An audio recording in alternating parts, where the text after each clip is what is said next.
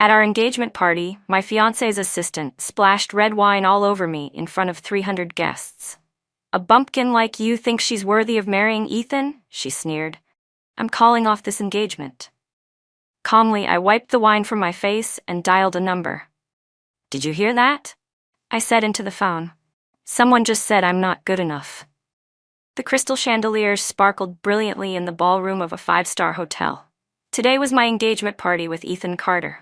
Over 300 guests had arrived, important clients and business partners of both our families. I wore a simple white dress and sat quietly in the corner, playing on my phone. This whole engagement thing had been entirely arranged by our parents. Ethan is a well-known architectural designer in Ocean City. His firm, Carter Design, has a stellar reputation in the industry. But in his eyes, I was just a regular employee at some investment company. We'd known each other for 3 years, dated for 2, but the number of times we'd actually gone out, just the two of us, could be counted on one hand. Every time I tried to make plans, he'd say he was too busy with work. Later, I found out that whenever he rejected my invitations, he was always with his assistant, Monica White. "Emily, why are you sitting here alone?" Ethan walked over, wearing a perfect social smile. He had on a well-tailored black suit, looking mature and poised. I looked up at him and asked, "Weren't you going to introduce me to your friends?" "Oh, right." He tugged awkwardly at his tie. "I'll do that in a bit. I need to go greet some other guests first." Then he quickly walked away. I went back to looking at my phone, but out of the corner of my eye, I saw him heading toward Monica White on the other side of the hall. Monica wore a stunning red evening gown, her makeup flawless, glowing with charm. Standing next to Ethan, they looked like the perfect couple, like they belonged together. Meanwhile, I looked more like an outsider. "Miss Taylor, good evening," a middle-aged man in a suit approached respectfully. "I'm Mark Lynn, CFO of Carter Design. Mr. Carter asked me to keep you company." I nodded politely. "Nice to meet you, Mr. Lynn." "And where do you work, Miss Taylor?" He sat beside me, trying to start a conversation. "Just a regular investment firm. I do some fund management," I replied casually. A flicker of condescension crossed his eyes, but he quickly hid it. "I see. The investment field must be quite competitive." "It's manageable." The air grew awkward. It was obvious Mark had no real interest in talking to someone like me. After a few forced lines of small talk, he made an excuse and left. I picked up my phone again and was about to return to my game when I heard mocking laughter from not far away. "I heard Mr. Carter's fiancée is just a low-level clerk at an investment firm." "Yeah, and she's not even that pretty. She's definitely not a match for him. Ethan's so outstanding, he could have any woman he wants, yet he's going along with his family's arrangement? I bet they'll be divorced within months." I looked up. Several elegantly dressed women stood around a table nearby, whispering among themselves. They probably thought I couldn't hear them, but at that distance, I caught every word clearly. I ignored them and continued playing on my phone. I was already used to this kind of gossip at events like this. "Ladies and gentlemen, dear friends," Ethan suddenly stepped onto the stage and took the microphone. "Thank you for coming today to attend my engagement party with Emily Taylor. On this special day, I'd like to say a few words to my fiancé." His eyes turned to me, but there wasn't the slightest warmth in his gaze. "Emily, although this engagement was arranged by our families, but I hope we can support each other and grow together." His words were formal and courteous, the kind you'd expect in a press release. Sparse applause echoed from the crowd. I clapped politely along with them. Just then, Monica White suddenly stepped onto the stage holding a microphone, her face lit with a sweet smile. "Excuse me, I'd like to say a few words." Ethan hesitated slightly but didn't stop her. Monica cleared her throat and looked down at me from the stage. "Emily, I know you probably don't fully understand Ethan's work. As his assistant, I just wanted to give you a little reminder. Ethan is a workaholic. He often stays up working late into the night. You'll need to be understanding. And he really doesn't like clingy women. You'll need to give him plenty of space. Most importantly, his career is just taking off. He needs a woman who can support him, not one who'll hold him back." She sounded like she was offering kind advice, but every word carried a sharp, veiled jab. The guests began to murmur. "She's right," someone whispered. Emily really doesn't seem like a good match for Mr. Carter. She's just a low-level employee. What kind of support could she possibly offer him? I slowly stood up and walked toward the stage. All eyes turned to me. Monica caught sight of me approaching, and a flicker of smugness flashed in her eyes.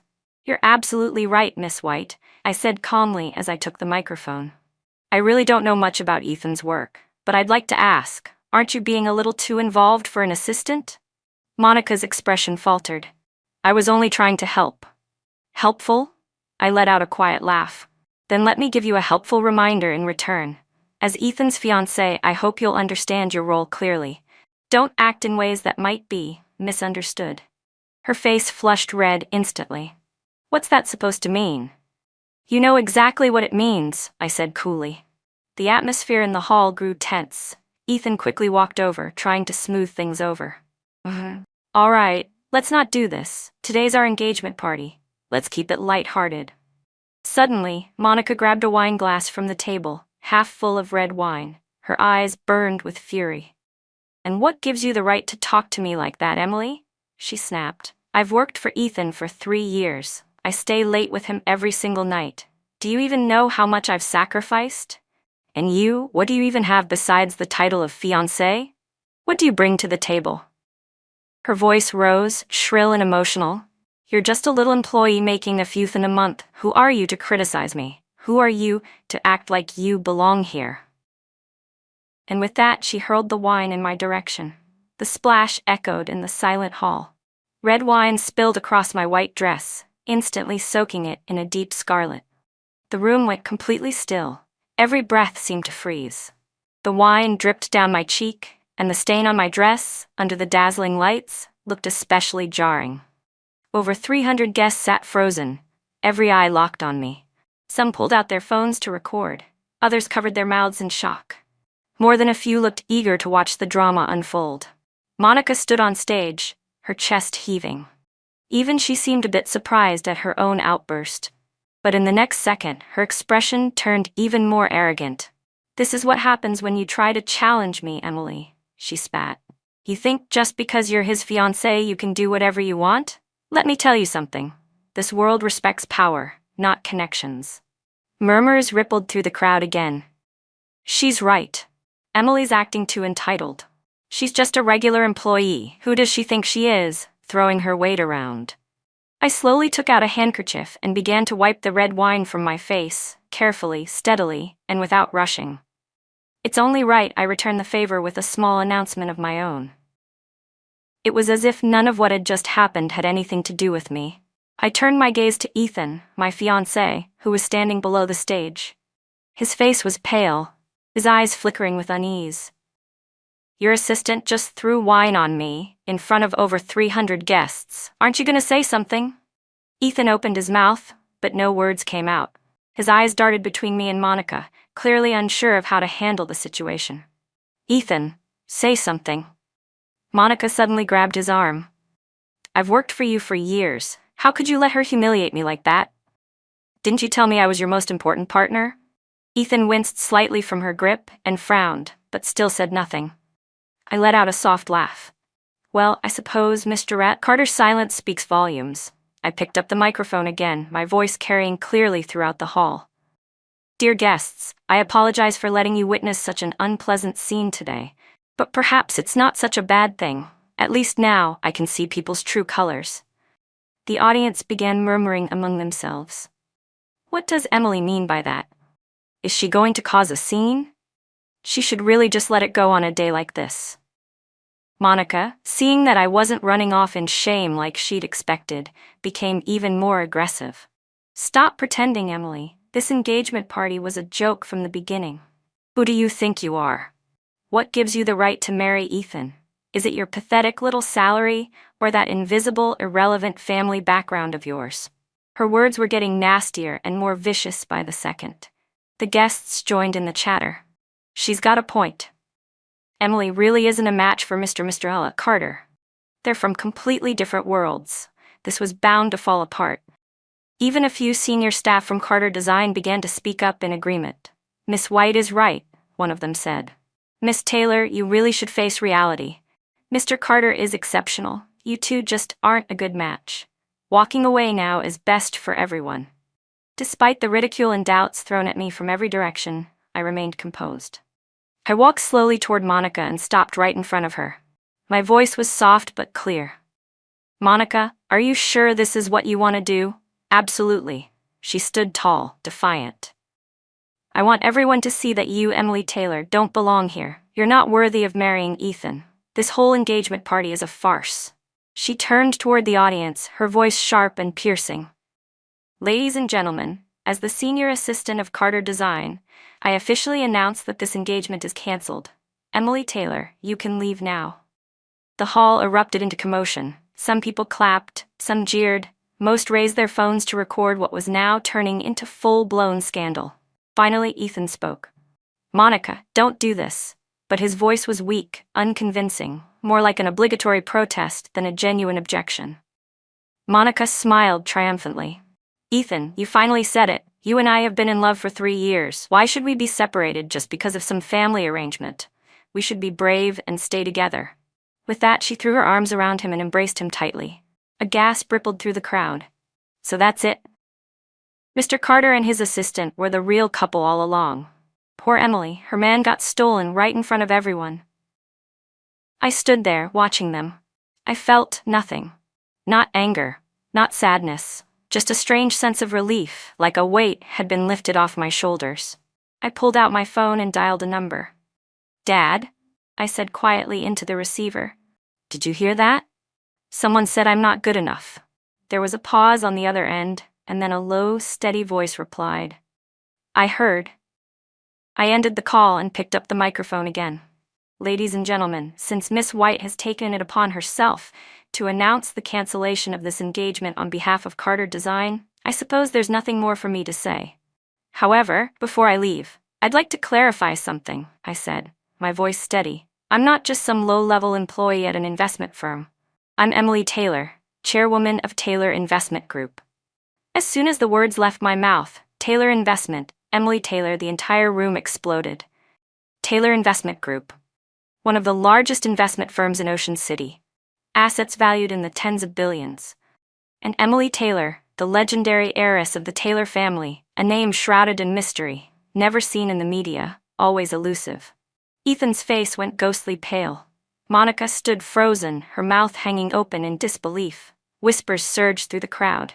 "This can't be real. Emily, the chairwoman of Taylor Investment? But isn't the Taylor heiress someone who never shows her face publicly? Is this a joke?" I ignored their doubts and continued speaking. 3 years ago, when Carter Design was first established, it nearly collapsed due to a broken funding chain. It was I who, under the name of Taylor Investment, injected $50 million to save the company. 2 years ago, when Carter Design was bidding on the Ocean City Central Business District project and faced fierce competition, it was I who used my connections to have the competitor withdraw. 6 months ago, when Carter Design sought to expand but couldn't secure a bank loan, I was the one who signed the guarantee that approved a $200 million loan. With every sentence I spoke, Ethan's face grew paler, and the guests began to realize the truth behind my words. Many of them had known about these incidents. They just hadn't known I was the one behind them. The entire room fell into a thick, tense silence. Monica's face turned from red to white, then to greenish pale. Her lips trembled, but no words came out. Ethan sank into a chair, gripping his hands so tightly his knuckles turned white. I went on, my voice calm. "Of course, all of that is in the past. Since Miss White believes I'm not good enough, then there's no need for me to continue with this pointless relationship. Starting today, Taylor Investment will fully withdraw all funding from Carter Design, including the 3 active projects and the upcoming loan of $200 million. Ethan shot to his feet, his voice shaking. "Emily, you can't do that. There are more than 80 employees at the company. They're innocent. If these projects shut down, a lot of people will lose their livelihoods." I looked at him, my eyes still and clear. "Then maybe you should speak to your assistant about that. After all, she's the one who just announced the cancellation of our engagement on behalf of your company." Monica finally snapped out of her shock. Her face had gone completely white. No, that's not what I meant. I was just..." I acted impulsively. Miss Taylor, please. Please give us another chance. She even looked like she was about to kneel in front of me. I stepped aside. Didn't you say earlier that the world respects strength? Then allow me to show you what strength looks like. I took out my phone and calmly dialed a number. Execute the Taylor investment withdrawal plan immediately. All projects related to Carter Design are to be halted. The bank loan repayments begin tomorrow. After I hung up, I turned to face the guests again. Ladies and gentlemen, today's engagement party is officially over. Thank you all for attending. With that, I turned to leave. Wait. Ethan suddenly rushed over and grabbed my arm. Emily, I was wrong. This whole thing was a misunderstanding. You can't destroy the company just because of something an assistant said. I pulled my arm away and let out a cold laugh. A misunderstanding? Ethan Carter, do you think I'm a child? You really thought I didn't know about your relationship with her? Every time I asked you out, you said you were busy with work. But in truth, you were with her, on dates, working late, spending every moment that should have been mine. And I was the idiot who believed you were just a workaholic. Ethan's face twisted in shame and panic. Emily, I admit we had our issues, but that's no reason to destroy the company. There are so many employees, they don't deserve this. And what you're doing now, how is that any different from revenge? I couldn't help but laugh at Ethan's words. Revenge, Ethan Carter? You give yourself too much credit. I'm simply making a normal business decision. Taylor Investment doesn't do losing deals, and clearly, Carter Design is no longer worth our investment. Just then, the doors to the banquet hall burst open. A middle-aged man in a black suit walked in, followed by more than a dozen bodyguards. A collective gasp rippled through the crowd. Jackson Taylor, the founder of Taylor Investment, a legendary figure in Ocean City's business world, and my father. Emily, he said as he approached me, his voice warm and calm. You've been wronged. I nodded. Dad, I've taken care of it. Jackson's gaze swept across the room, finally landing on Monica. So you're the one who threw wine on my daughter? Monica trembled, unable to speak. Jackson turned to Ethan. Ethan Carter, you know exactly how my daughter has treated you. And how did you treat her in return? You allowed your assistant to humiliate her in front of over 300 guests. Did you really think you could walk away from this unscathed? Ethan opened his mouth to explain, but under the weight of Jackson's stare, no words came out. Jackson then turned to address the crowd. Everyone here, listen well. I, Jackson Taylor, will remember what happened today. Anyone who dares lay a hand on my daughter again will not only be going against me, they'll be going against all of Taylor Investment. He didn't need to raise his voice. Every word struck like thunder. No one in the room dared to speak. Dad, let's go, I said softly, tugging at his sleeve. He nodded and turned to the bodyguards. Escort Miss Taylor home. As we prepared to leave, Ethan suddenly rushed forward. Mr. Taylor, please give me another chance. I know I made a mistake. I want to start over with Emily. Jackson let out a cold laugh. Now you realize you were wrong? Where were you when my daughter had wine thrown in her face? And now that your company's collapsing, suddenly you remember how good she was to you. He glared at Ethan. And who the hell do you think you are? Without another word, he took my hand and led me out of the hall, never once looking back. Behind us, Monica's sobs and Ethan's voice calling my name echoed faintly, but none of it mattered anymore. The next morning, every major media outlet in Ocean City was flooded with headlines about the engagement party. Shock at engagement. Taylor Investment heiress splashed with wine by Mistress. Carter Design faces imminent collapse. Jackson Taylor declares war. Earthquake in Ocean City business scene. I lay in bed, lazily scrolling through the reports on my phone. My assistant, Sarah, called. Miss Taylor, Ethan Carter has been waiting outside the building all night. He insists on seeing you. Should I have security remove him? I thought for a moment. Let him wait. I have a meeting this morning. Maybe I'll deal with him this afternoon. After hanging up, I got out of bed and went to wash up. My schedule today was packed. I had 3 major investment negotiations lined up. Taylor Investment wasn't going to stop running just because of one Ethan Carter. At 10 a.m., I arrived at the office. Just as Sarah had said, Ethan was sitting in the lobby, looking worn and disheveled. His eyes were bloodshot. The moment he saw me, he stood up and tried to approach, but the security guard stepped in front of him. "Miss Taylor, would you like us to take care of this?" the head of security asked. I shook my head. "No need, let him wait." Then, without a glance back, I walked straight into the elevator. As the elevator doors closed, I caught a glimpse of the despair in Ethan's eyes, but I felt nothing. No sympathy. No hesitation. Some mistakes, once made, leave no road back. In the conference room, 3 project leads were already waiting for me. Each of the projects they represented was worth billions, powerful enough to reshape Ocean City's entire business landscape. "Sorry to keep you waiting," I said as I walked in. "Miss Taylor, are you all right?" One of them asked with concern. "We heard what happened yesterday." "I'm fine, just a minor hiccup," I replied, taking my seat. "Let's begin." For the next 3 hours, we went over every detail of all 3 projects. I demanded the highest standards for every step of execution. Not a single dollar of Taylor Investments money was going to be wasted. After the meeting, I returned to my office. Sarah came in with an update. "Miss Taylor, Ethan Carter is still downstairs waiting. Several senior executives from Carter Design have also shown up. They say they want to apologize in person. Also, more than a dozen media outlets are requesting interviews." I rubbed my temples. "Decline all media interviews for now. As for the Carter Design people, tell them to go back." "And Ethan?" I thought for a moment. "Let him come up." 10 minutes later, Ethan walked into my office. He looked even worse than yesterday, his face haggard, dark circles under his eyes, stubble unshaven, and his clothes wrinkled beyond repair. "Emily, thank you for agreeing to see me," he said hoarsely. "Sit," I said, pointing to the chair across from me. He sat, hands clenched tightly together, visibly tense. "Emily, I'm really sorry for what happened yesterday. I know I was wrong. I should never have let Monica treat you like that. And worse, I stayed silent when she threw wine at you. I know nothing I say now can make up for how much I've hurt you, but I'm begging you, please, give the company another chance. Give the employees another chance." I listened quietly, expressionless. "I know you hate me," he added softly. "I don't," I cut him off. "Ethan Carter, I don't feel anything toward you anymore. Not love, not hate, because both require emotion, and you're no longer worth that." His face turned even paler.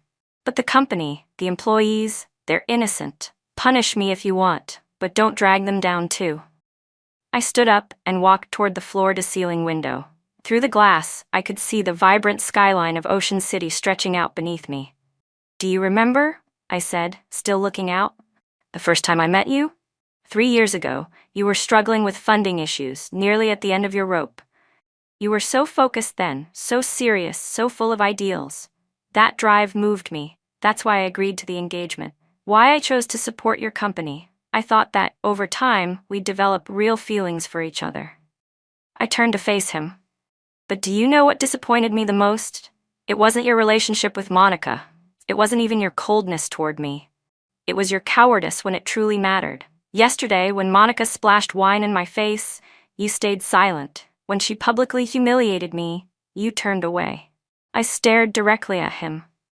"A man like that doesn't deserve his career, and he certainly doesn't deserve my love." Ethan's eyes filled with tears. "Emily, I know I messed up. If I could go back in time, I would never have let Monica treat you that way. I would have stood up for you, told everyone clearly that you were my fiancé." But I shook my head. Time doesn't rewind. Some mistakes. Once you've made a mistake, it's still a mistake. And once harm is done, it's done. I gave you a chance, but you didn't cherish it. Now it's too late for everything. The office fell into a suffocating silence. Ethan slumped into his chair, the light in his eyes completely gone. "So, there's really no chance at all?" His voice was faint, filled with hopelessness. "No," I answered bluntly. "Emily, I know I don't deserve your forgiveness," he said. "But Monica, she was just confused. She came from the countryside and worked her way up here in Ocean City all alone for years. It hasn't been easy for her. Can you let her go?" I couldn't help but laugh. "Ethan, even now, you're still defending her. She humiliated me in front of 300 guests, threw wine in my face, and you're calling that a moment of confusion? So if I destroy your company, can I just say I was confused?" Ethan opened his mouth but couldn't get any words out. "Forget it. There's nothing more to say." I sat back down in my chair. "You can go, Emily," he said slowly. "Just one last question. If we had gotten together because we truly loved each other and not because of our families, would things have turned out differently? I looked at him and stayed silent for a long moment. Maybe, I finally said, but there are no what-ifs in this world. Ethan, it's time you faced reality. He nodded slightly, then stood up slowly. Then I'll go. Wait, I called after him. I have a proposal. He turned back around, a faint glimmer of hope flashing in his eyes. Go ahead, I'll consider anything. Does this mean you might not withdraw the investment? Possibly, I said, but only under certain conditions. Anything, he said quickly, walking back toward me. If you're willing to forgive me— I didn't say anything about forgiveness, I interrupted. There are conditions. What conditions? Tell me. Whatever they are, I'll do my best. I stood up and walked over to him. First, I said, Monica White must leave Carter Design. Permanently. She can never come back. Second, Carter Design will transfer 51% of its shares to me. Third, you must publicly apologize in front of all employees for what happened yesterday. Fourth, starting today, you will serve solely as design director. You will no longer be the company's CEO. Ethan's face fell as I listed each demand. He turned pale again. Emily, those conditions are too harsh, especially the shares. Carter Design is my life's work. I can't just give it away. Then there's nothing more to discuss, I cut in coldly. If you think my terms are too much, we'll proceed with the original plan. The bank will begin loan recovery procedures tomorrow. You'll have 3 days to pay it all back. If not, the company will be shut down. Emily, you can't do this, he cried, desperation rising in his voice. You're forcing me. Forcing you? I let out a cold laugh. Get this straight. You're the one begging me, not the other way around. I'm giving you 2 options. Accept my terms or watch your company collapse. There is no third choice. He began pacing the office, clearly struggling internally. Can you give me a little time to think it through? Fine, I said, glancing at my watch. You have 24 hours. Give me your answer by this time tomorrow. If I don't hear from you, I'll assume you've refused. Ethan nodded slowly, then turned and left the office. A moment later, Sarah walked in. Miss Taylor, are you really planning to acquire Carter Design? Of course, I said, returning to my chair. Carter Design may not be huge in scale, but it still holds a certain weight in the design industry, I continued. Acquiring it will help us expand into the real estate sector. What about Ethan? Sarah asked. How do you plan to handle him? Keep him, I said after a pause. His design skills are still solid. As long as he does his job properly, I won't make things hard for him. Sarah nodded. And Monica White? She absolutely cannot stay. My tone turned cold. She dared to humiliate me in public. She needs to face the consequences of that. Have someone look into her background. See if she has any weaknesses. If not, then create some. Understood, Sarah said as she jotted it down in her notebook. Anything else? Not for now, I said, rubbing my temples. That's enough for today. After Sarah left, I sat alone in the office, staring out at the night skyline. Ocean City looked stunning after dark. Millions of lights glowing across the city, cars weaving through the streets, but my mood was complicated. It would be a lie to say I didn't resent Ethan, but the resentment I felt was mostly toward myself. How could I have fallen for a man like that? My phone rang. It was my father. Emily, how are things today? Fine. Ethan came to see me. What did he say? He begged for forgiveness, asked me not to pull the investment. And how did you respond? I gave him some conditions. What kind of conditions? I repeated to him everything I had told Ethan earlier. Good, my father replied with a hint of approval. That way, we protect our investment while still making them pay the price. Well thought out. But Dad, I said, I still feel like this is letting them off too easy. What happened yesterday? They shouldn't get away with that so easily. Emily, he said, calm and composed, the business world is like a battlefield. Sometimes, it's wiser to stop short than to go for total destruction. Carter Design will be useful to us after the acquisition. As for Ethan, he's lost control of the company. What else can he possibly do now? I understand. Get some rest. You've got more to handle tomorrow. Okay, Dad. Good night. I hung up and started gathering my things to go home. Tomorrow was the day Ethan would give me his final answer. Whatever he decided, I was ready. The next afternoon, Ethan showed up at my office right on time. He looked even more drained than the day before. His eyes were red and swollen. He clearly hadn't slept at all. Emily, I've thought about it all night, he said as he sat down, his voice hoarse. I accept your terms, all of them. All of them? I asked, double-checking. He nodded. Yes, all of them. But I have one request, he added. Go ahead. It's about Monica. Can you spare her? She did make a mistake, but you don't have to completely ruin her. Let her leave Ocean City and start over somewhere else. Please? I stared at him, inwardly scoffing. Even now, he was still begging for her. Ethan Carter, have you forgotten where we are in this conversation? I said coldly. You're the one begging me, not the other way around. My terms were very clear. You either accept them or you don't. There's no room for negotiation. His face turned even more grim. Emily, I know I'm in no position to beg you for anything, he said. But Monica truly regrets everything. She cried all night last night. She's been overwhelmed with remorse.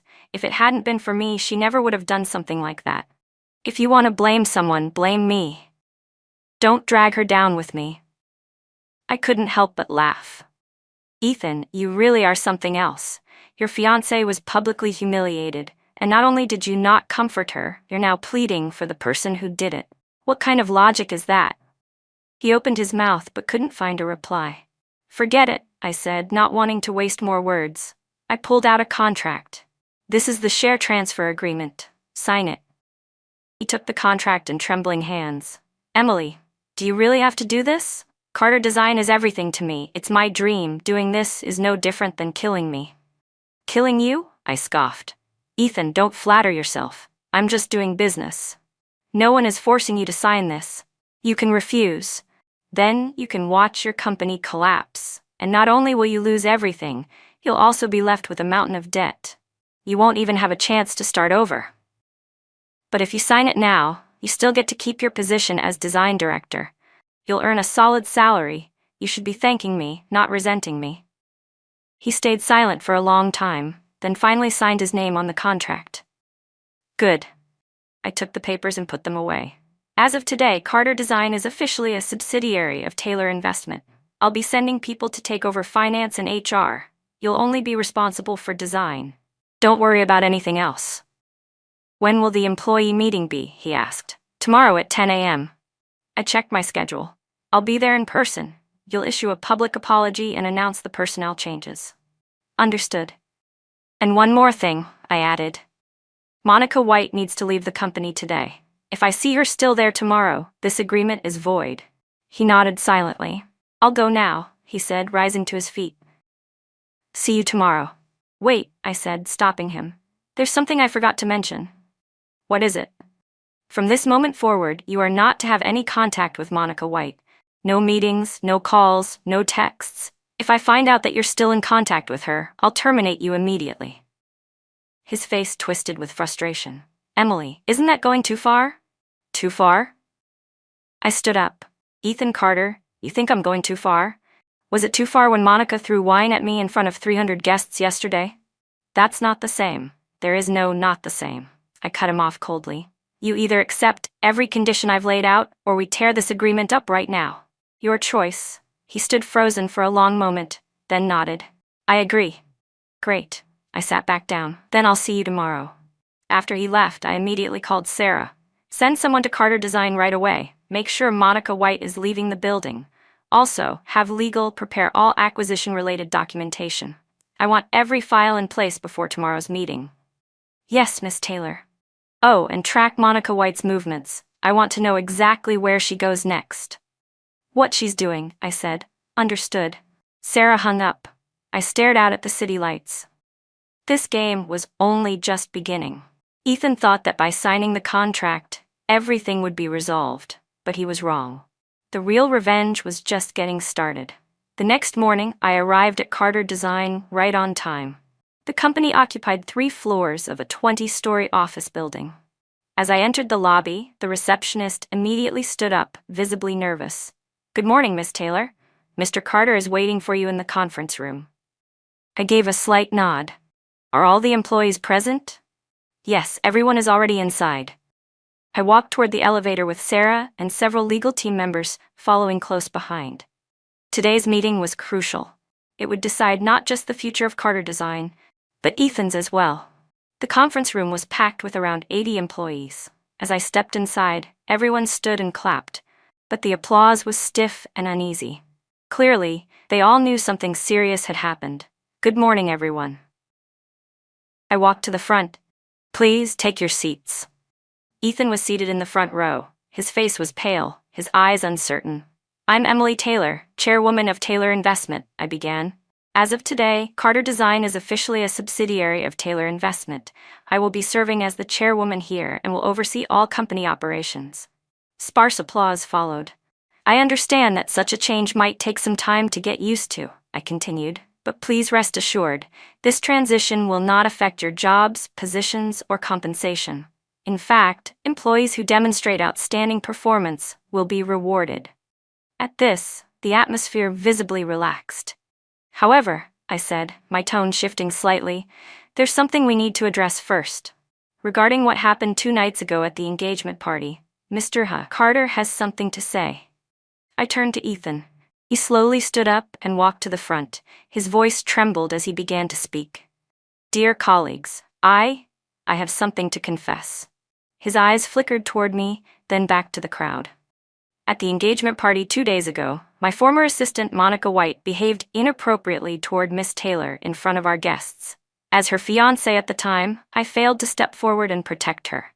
That was my mistake, and I feel deeply ashamed." He bowed low. The room was still. Most of the employees had heard about the incident, but few knew the full story. Now, hearing it directly from him left them stunned. "Miss Taylor," Ethan continued, "I am truly sorry. I betrayed your trust and disappointed both our families. I know no apology can undo what I've done, but I ask for one chance to redeem myself through my work. I will dedicate myself fully to this company and use my actions to make amends." He bowed again, even lower than before. This time, the applause was genuine, louder and more sincere. The employees were clearly moved by his humility and remorse. I stepped forward. "Mr. Carter's attitude is sincere, and I accept his apology. But a true apology comes with consequences." I let my gaze sweep across the room. Effective immediately, Ethan Carter will no longer serve as general manager of Carter Design. He will continue as the company's chief designer.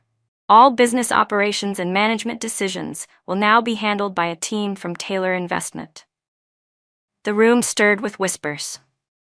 "Additionally," I continued firmly, "Monica White has been terminated and is permanently banned from returning to this company. Anyone who maintains any form of contact with her will be immediately dismissed." The murmurs grew louder, a mixture of surprise and tension rippling across the room. Everyone knew about Ethan Carter's relationship with Monica White, so hearing this strict policy came as a surprise. I could sense their unease, so I continued calmly. "I understand these changes might be difficult to adapt to," I said, "but please trust that everything I'm doing is for the long-term success of this company. Taylor Investment has strong financial backing and vast market resources. With our support, Carter Design is going to achieve even greater things." "Now," I continued, "I'd like to announce several personnel appointments. Miss Sarah Lynn will be appointed as General Manager of Carter Design and will oversee daily operations. Mr. Edward Lai will serve as Chief Financial Officer, handling all financial management. Mr. David Zhang will be Head of Human Resources, in charge of personnel management. These appointments take effect immediately." This time, the applause was much stronger. Though the employees were still adjusting, they clearly recognized that this transition was a good thing. With Taylor Investment behind them, the company's future looked more promising than ever. "One final note," I said, pausing for a moment. "Every single employee here is a valuable part of this company. As long as you work hard, we will reward you with better benefits and greater opportunities for advancement. I hope we can all work together as one team to make this company thrive. Thank you."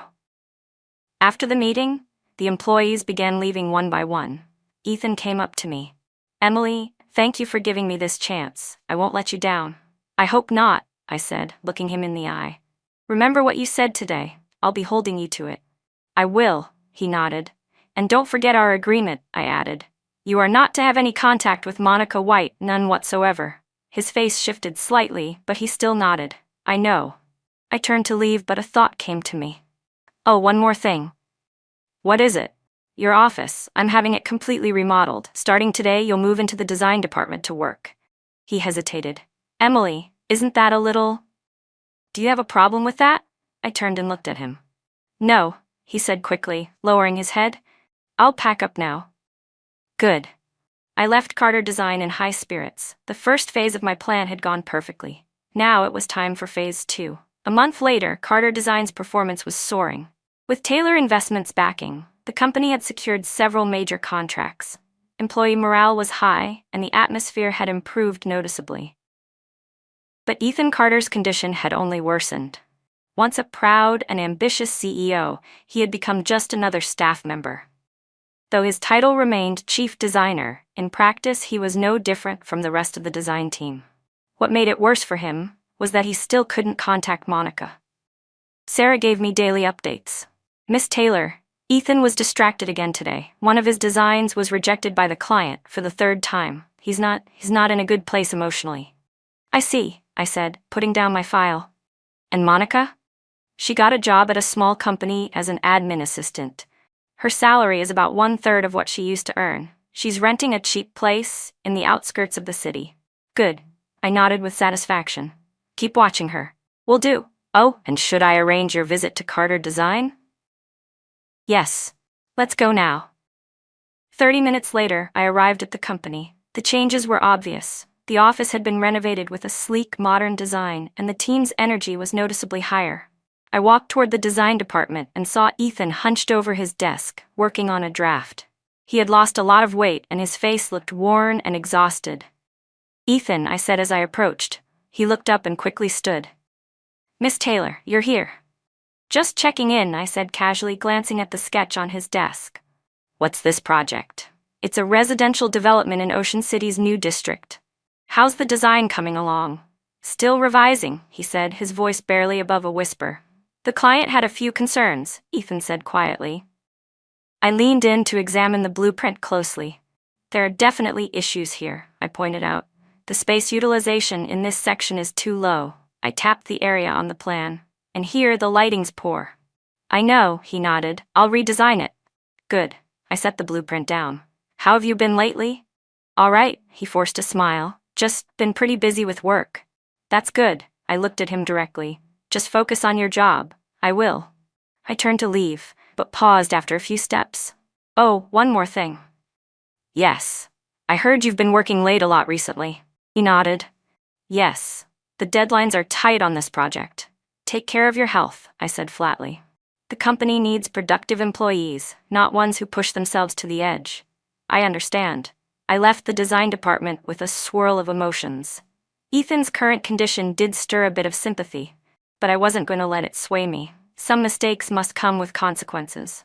Back at Taylor Investments, Sarah came in with an update. Miss Taylor, our people spotted Ethan outside Monica White's building last night. I frowned.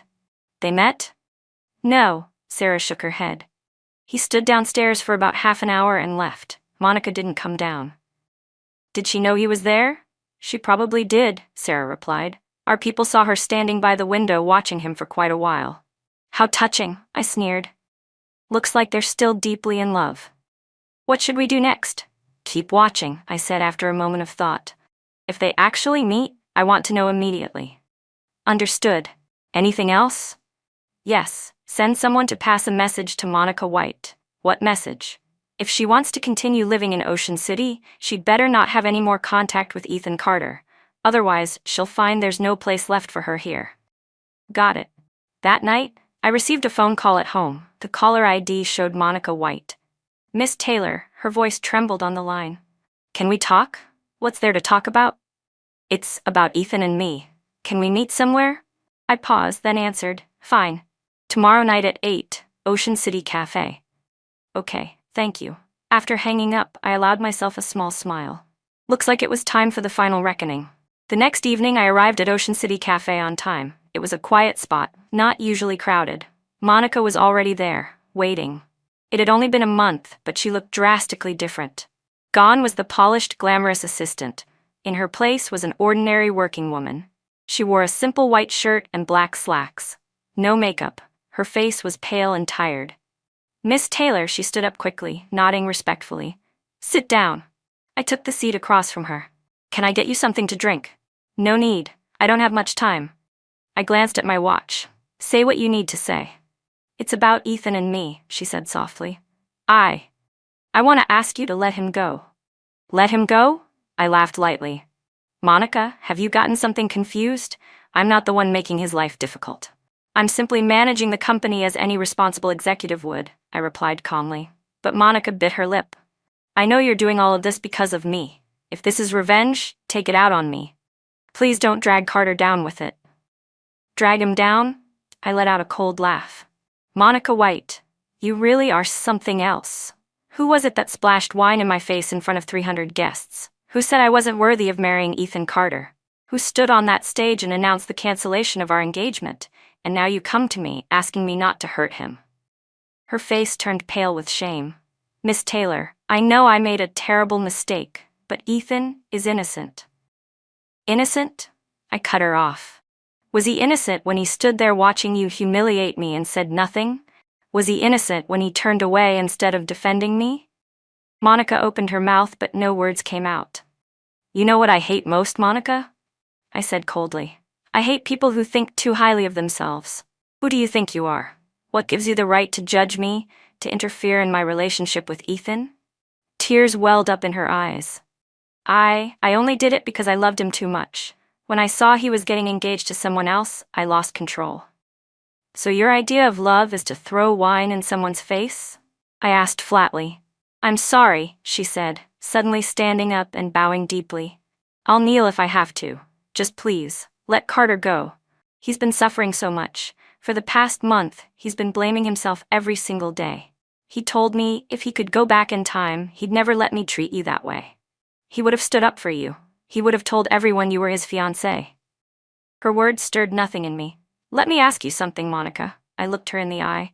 If I forgave Ethan today, what would happen next? She hesitated.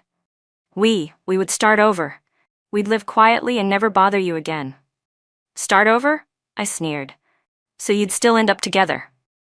We've been in love for 3 years, she said desperately. I can't live without him. Great, I stood up. Now I see your real plan. What do you mean? I see exactly what you two were hoping for, that your heartfelt plea would soften me up, and I'd walk away, let you two pick up where you left off.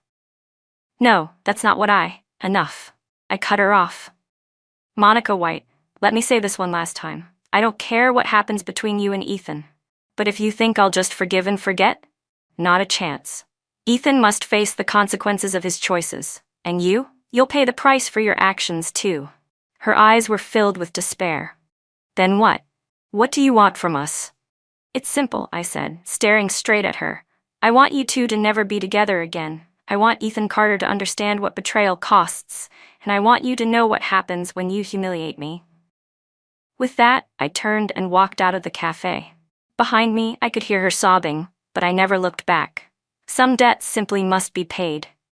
3 months later, Ocean City's business landscape had changed dramatically. Taylor Investment, through a series of acquisitions and strategic partnerships, had become the city's largest investment firm. Under my leadership, Carter Design had grown into Ocean City's most well-known design company. But Ethan Carter's personal decline only deepened. Once a confident, ambitious entrepreneur, he had become just another employee. Though his salary remained generous, the loss of control over his company hit him hard. Worse still, he couldn't be with Monica. As for Monica White, under my careful watch, she went through 3 different jobs, none of which lasted. Eventually, she chose to leave Ocean City entirely. Word was she'd moved to a small city down south. She had found an ordinary job there, while Ethan Carter was left to shoulder all the pain and regret alone. That afternoon, I was in my office going through documents when Suya walked in. Miss Taylor, Ethan Carter is here to see you. He said he has something important to discuss. Let him in. A few minutes later, Ethan walked into my office. He looked even more haggard than 3 months ago. His hair had noticeably grayed. Jasmine, I need to talk to you, he said after sitting down. Go ahead. I want to resign. Resign? I was a little surprised. Why? I want to leave Ocean City, start over somewhere else. Oh? I put down the documents. Where? A small city in the south. Is it because of Monica White? He was silent for a long time, then finally nodded. Yes. Ethan Carter, as far as I remember, we had an agreement. You're not to have any contact with Monica White. I know, he said hoarsely, but I can't do it. For the past 3 months, I've thought about her every single day. I know that's a betrayal to you, but I can't control my feelings. So you're gonna find her? Yes, he looked up at me. I'm gonna find her, be with her, even if it means giving up everything here. I looked at him, and a rush of conflicting emotions welled up inside me. Ethan Carter, do you understand the consequences of what you're doing? I do, he nodded. But I don't care. A life without Monica means nothing to me. These past 3 months, I've been filled with regret. I regret the choices I made. I regret staying silent during the engagement party. I regret not protecting you. But most of all, I regret not having the courage to choose the person I truly love. Jasmine, I'm sorry. I know I hurt you and failed to meet your expectations, but I have to go find her. This is my last chance in this lifetime. He stood up and bowed deeply. Thank you for taking care of me these past 3 months, and thank you for giving me the opportunity to realize what truly matters. Goodbye. With that, he turned and walked out of the office. I sat in my chair, watching his back as he left, my heart a swirl of emotions. The 3 months of calculated revenge had finally come to an end, and yet somehow it felt like I had lost my sense of purpose. As evening fell, I stood alone by the floor-to-ceiling window in my office, looking out at the city lights. Ocean City was beautiful at night, but my heart felt heavy. My phone rang. It was my father. Jasmine, I heard Ethan Carter resigned. Yes. What do you plan to do? Let him go, I said softly. This game is over. You're sure? I'm sure. Good. My father's voice was gentle. Sometimes, knowing when to stop is just as important. You're now the most successful businesswoman in Ocean City. It's time to look ahead. I know. I ended the call and turned back to the window. Ethan Carter had gone to find his true love. And it was time for me to begin a new chapter too. The first story ends here. I hope you enjoyed it. The next one will be even more exciting. Let's keep reading together.